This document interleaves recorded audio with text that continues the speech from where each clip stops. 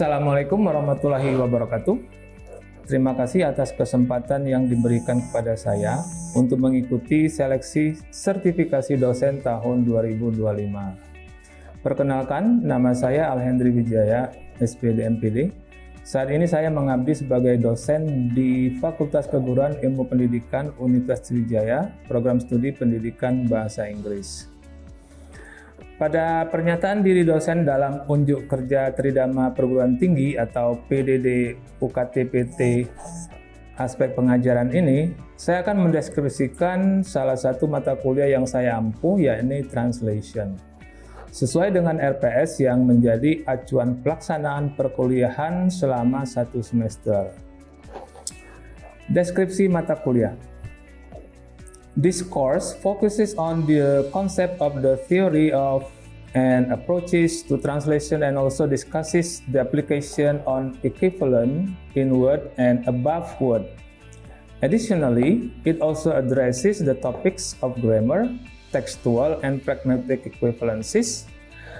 The assessment of this course is based on a result of assignment, mid-semester 10 and semester test.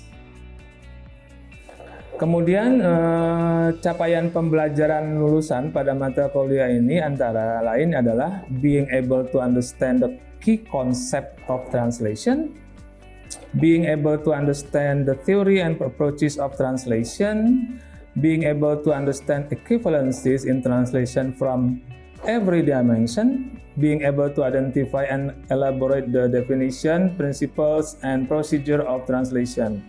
Being able to identify and elaborate the key point of theories and approaches in translation.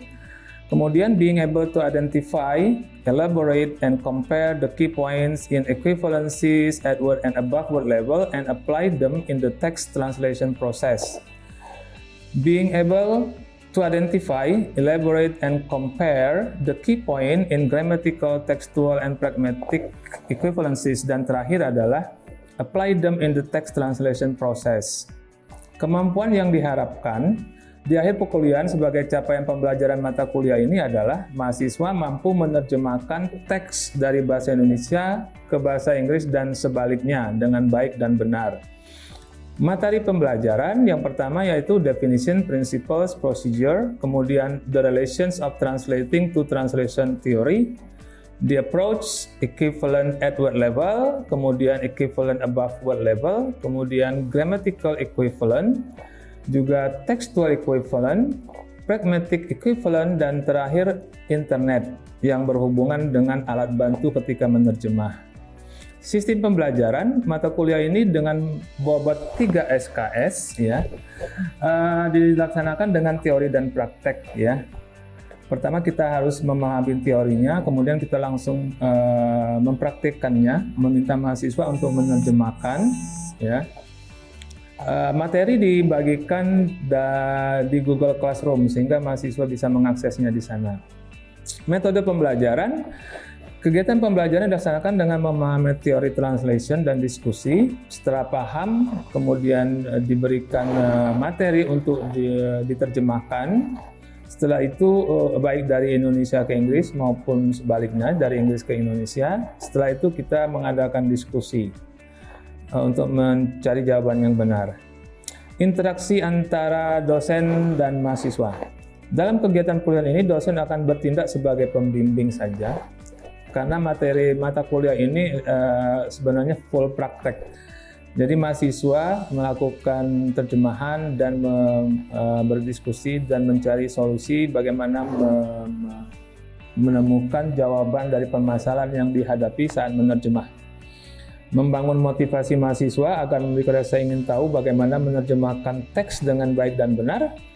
Memberi contoh terjemahan dari jenis-jenis teks yang berbeda seperti artikel, laporan keuangan, Memorandum of Understanding, atau juga laporan tahunan dan sebagainya.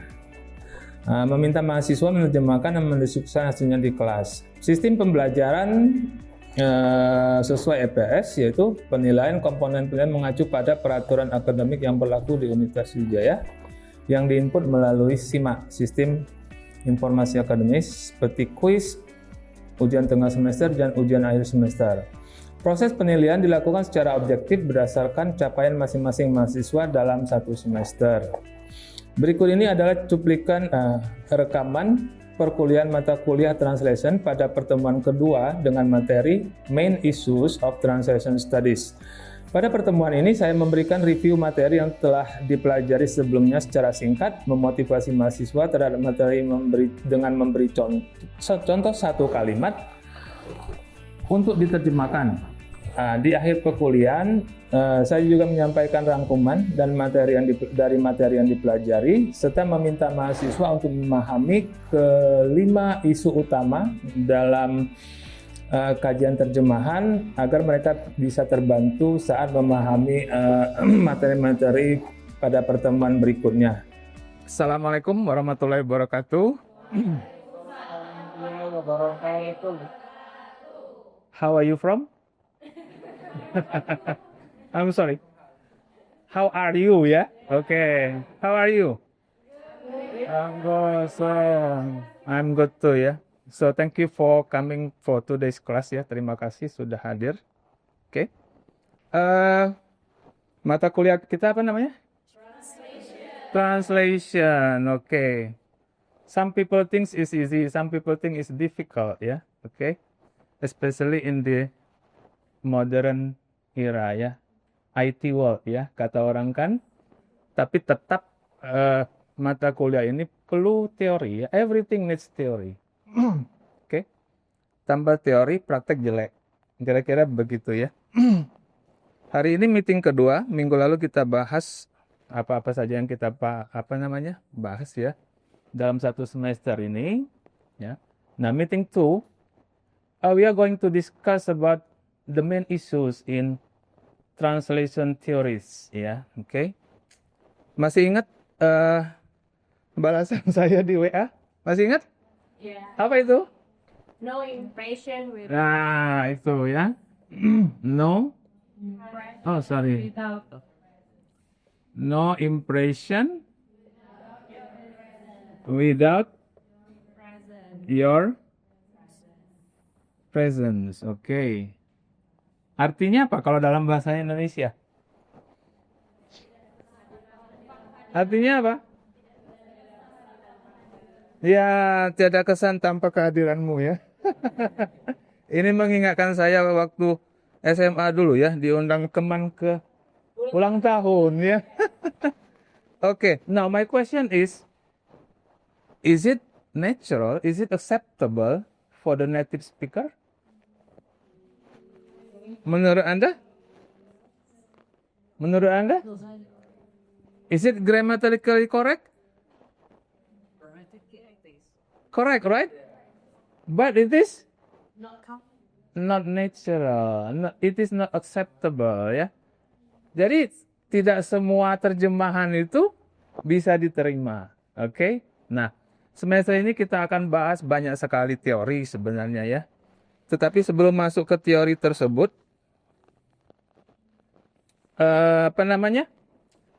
ada isu-isu utama yang harus kita kuasai dulu ya. Oke, let's begin. The first one, sebentar. Tadi apa tadi judulnya? Main issues, maaf, saya belum menjelaskan. Ya, main issues of translation studies, oke? Jadi, isu-isu utama atau masalah-masalah utama dalam kajian penerjemahan ya. Jadi sebelum kita membahas teorinya secara mendalam ya, before we start discussing deeply about the theory ya, so better for us to know this first. Karena ini akan memandu kita memahami teori-teori berikutnya. Oke, yang pertama apa? Equivalent. Kesepadanan mana antar bahasa sumber dan bahasa target ya. Contoh misalnya thank you very much, same gitu ya. Itu apa? Equivalent enggak? Tidak. Atau thank you very much, no what gitu ya. Sama seperti ini ya. No impression without your present. Nah, ketika kita menjelma, kita harus cari apa? equivalensinya gitu. Di sini ada contoh di sini, dia suka cuci tangan kalau ada masalah. Is it a real washing your hands? No. In English it is what? Wash his hand off. Ada off-nya ya. Oke. Terus kemudian ada udang di balik batu. Ya. There is more to it than meets the eye. So that's an acceptable sentence for native speaker of English. Jadi kita ini menerjemahkan apa? Kalimat yang bisa diterima oleh bahasa penutur asli. Nah, itu yang pertama, equivalent ya, yang kita harus ketahui. Equivalency itu isu pertama. The second issue, what is it? What is translationship? Struktur kalimat. Perubahan struktur kalimat saat diterjemahkan. Contoh misalnya, saya membeli buku itu kemarin, ya. Can I say I bought book that yesterday? No. Jadi kita harus apa? Buat perubahan sehingga apa? I bought that book yesterday. Dia sedang membaca buku. Sorry. Yang kedua, maaf saya kelewat. Itu yang pertama ya. Nah, yang kedua. Enggak apa-apa, it's okay. No.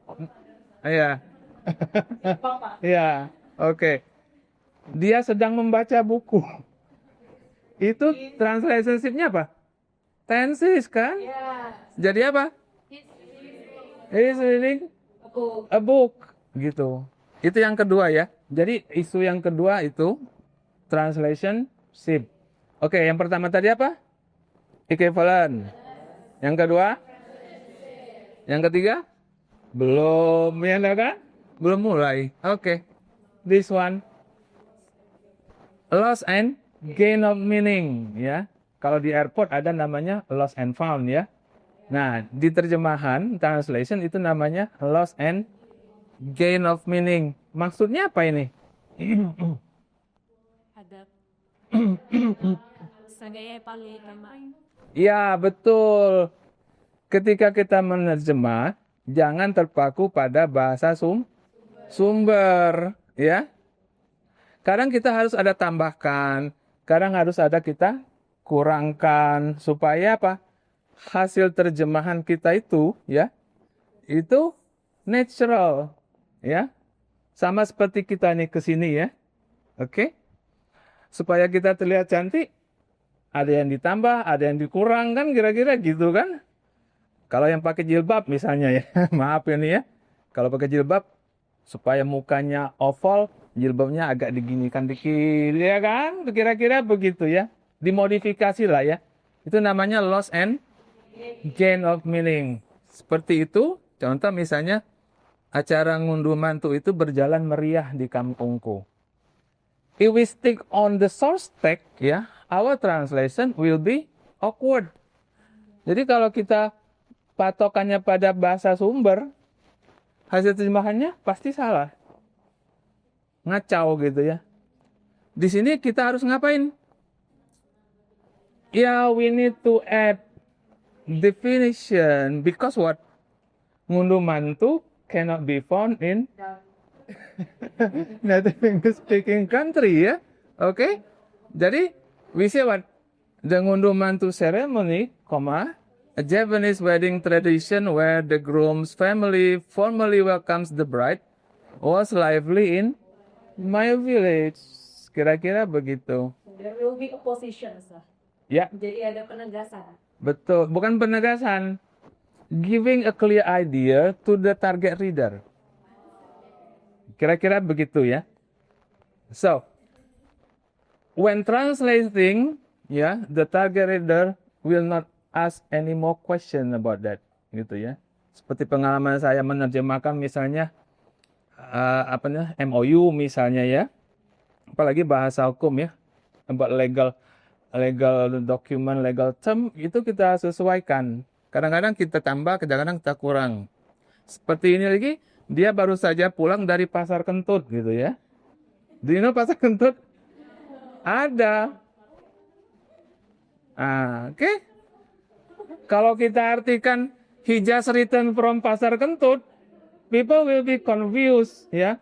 We have to add, ya. Oke. One of traditional market in Palembang, you can find it, oke? Oke? Get it?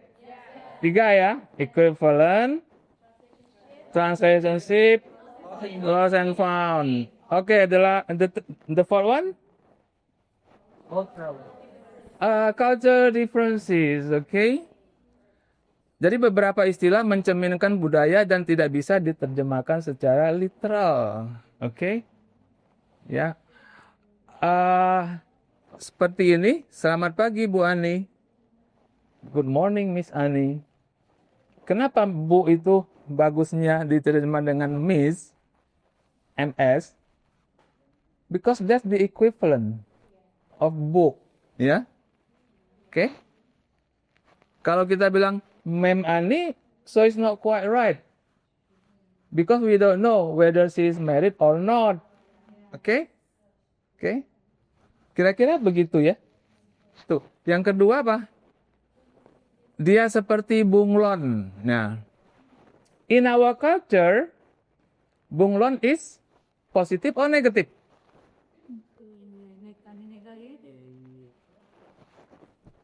If it is in this context, is it positive or negative? Positive. Okay? English culture, bunglon is negative. What should we do? We have to give the positive meaning. Karena target language kita adalah bahasa Inggris gitu. Makanya penerjemahannya seperti apa? He is very adaptable, because adaptable is positive meaning. Kemudian, atau he can easily adapt to new situation. Okay? So, cultural differences. Okay? So, ketika kita dapat materi terjemahan, ya, kita harus cari tahu dulu target reader kita siapa. Teks itu tentang apa, konteksnya apa, baru mulai menerjemah. So, we have to do a little research before starting to do the translation job. Jadi kita harus cari tahu dulu gitu. Baru mulai. Nah, dengan begitu hasil terjemahan kita mudah-mudahan bisa diterima. Yang terakhir,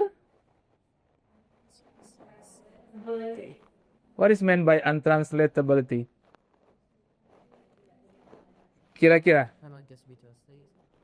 Cannot be translated, ya. Jadi istilah yang tidak bisa diterjemahkan karena apa? Karena tidak ada padanannya. There is no equivalent word, ya, for the target reader. Okay? For example, this one, ngabuburit, ya. Kami suka ngabuburit di taman sambil menunggu waktu berbuka puasa. Have this one been found in English language? No. So that's why? Yeah, we have to understand it, ya, to make it, ya, to create, ya, okay, to match the meaning, ya, seperti pertemuan minggu lalu, definisi terjemahan itu apa? Conveying meaning, ya, not only changing the language, but conveying meaning. We focus on meaning, ya, oke. Jadi bahasa Inggrisnya apa? We enjoy spending time at the park while waiting for iftar during Ramadan. Oke? Kira-kira begitu. Contoh kedua? Saya pagi. SD. Ya, setiap pagi saya sarapan nasi uduk di warung dekat rumah. Kira-kira kalau di Amerika, di Inggris, ada nggak nasi uduk? Nggak ada. Walaupun ada, namanya tetap nasi uduk, oke? That's untranslatability, ya. Jadi kita artikan apa? Every morning I have nasi uduk. What is nasi uduk? Fragrant coconut rice at a small food stall near my house. Okay. So that's the fifth main issue. Jadi ketika minggu depan kita mulai membahas equivalent at word level, kan minggu lalu sudah bahas kan, yang kita akan bahas sih equivalent at what level, above what level, grammatical equivalent ya. Apalagi kemarin tuh, masih ingat? Idioms ya, pragmatic. Nah, tetap ingat 5 ini, karena 5 isu inilah yang mempengaruhi hasil terjemahan. Oke? Kira-kira ada yang mau ditanyakan? Proverbs masuk gak selain idioms? Proverbs juga masuk gak? Proverb, yes. Okay. The main thing that we have to find the equivalent meaning. Jadi equivalent tadi translationship, loss and gain meaning, cultural differences, and untranslatability. Now, okay, let's do an exercise. Yeah, I'll give you 5 sentences. You have to translate it. Yeah, and you decide what does it belong to the first issue, second issue, the third issue, fourth issue, or the fifth issue. Okay? Nah, kira-kira begini kalimatnya. Silakan.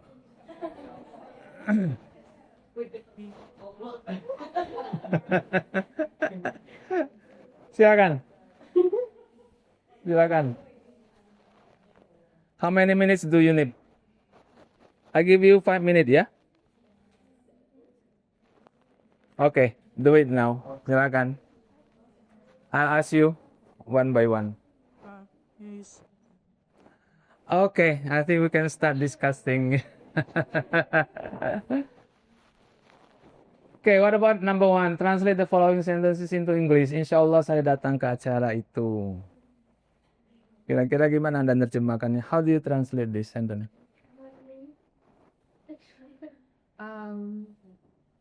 Maybe I will say I will probably come to the event, or I will probably come to the party. Okay. Ada lagi?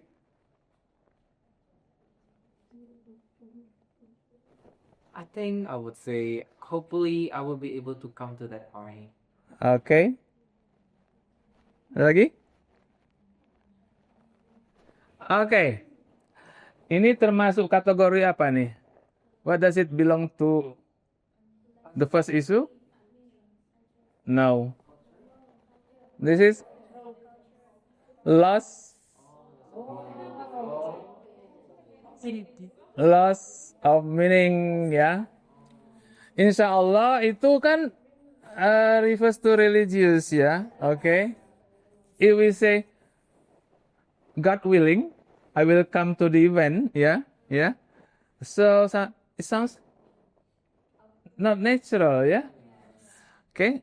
Jadi sebenarnya kalau kita artikan mungkin seperti tadi atau hopefully I will come to the event. Kira-kira begitu. Oke?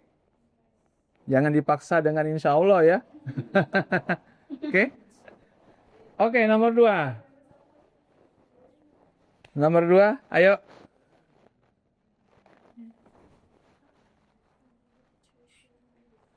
Saya percaya bahwa kejujuran adalah mata uang yang berlaku di mana saja.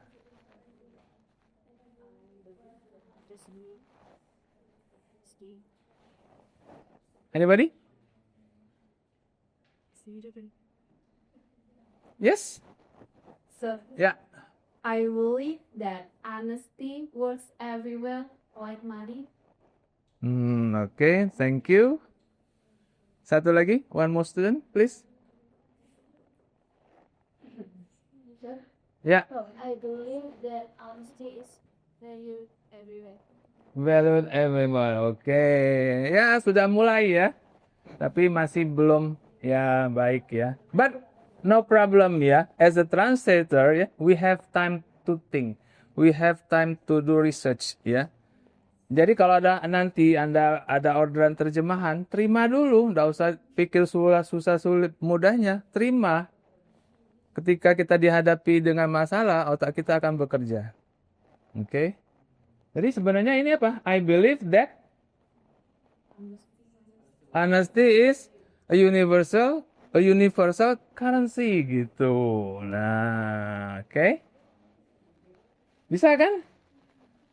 Jadi makanya tuh translation itu perlu waktu ya. Jadi satu minggu lah untuk research ya. Seperti saya ya, saya tidak tahu semua bidang, tapi ketika menerima terjemahan saya pelajari dulu, lihat konteksnya di bahasa sasaran. Oke, kalau dia hukum seperti apa bahasa hukum, ekonomi seperti apa dan seterusnya. Oke, nomor 3, mereka sudah selesai makan malam sebelum saya tiba. Yang kedua tadi apa? Equivalent ya. Nomor 3? They had finished dinner before Oke, they had finished dinner before I arrived. Itu termasuk isu yang mana? Ya, translation sip ya. Karena kalau kita terjemahkan ke bahasa Indonesia, they have eaten ya. Selesai ya. They have finished ya. Yeah. But this one, there is a context. Sebelum saya tiba. So before I arrive ya, past tense. So past tense should be preceded by past perfect. Oke? Itu namanya dia apa? Translation. Sip. Oke. Nomor 4. Silakan. They invited me to their Thanksgiving dinner. Mereka mengundang saya ke acara makan malam Thanksgiving. Ya. Thanksgiving itu apa? Syukuran ya. Oke, bukan cukuran ya. Oke. Jadi makan malam syukuran ya. Karena target kita bahasa Indonesia, if it is common ya, in Indonesian we can use Thanksgiving. Kita boleh pakai Thanksgiving. Oke? Sorry. Maaf.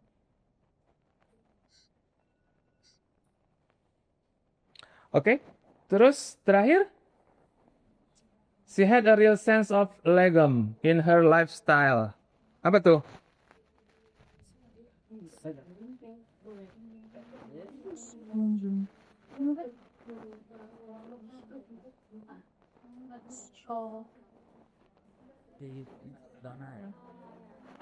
Oke, sangat sederhana. Legem, you know legem? moderate. No. Cukupan gitu loh. Sederhana dan cukupan ya. Mau beli mobil cukup ya. Beli rumah cukup gitu ya. Bukan seperti itu, sorry. Maksudnya seimbang ya. Oke. Jadi gaya hidupnya apa namanya? Sederhana ya. Oke. Seperti itulah kira-kira. Nah, dari kelima yang kita bahas tadi, yang pertama apa? Equivalence, relationship, loss and gain, Cultural differences. cultural differences, untranslatability. Nah, ini harus Anda pahami ketika kita belajar teorinya lebih mendalam lagi. Oke? Karena menerjemah tidak hanya mengalih bahasakan, tetapi apa?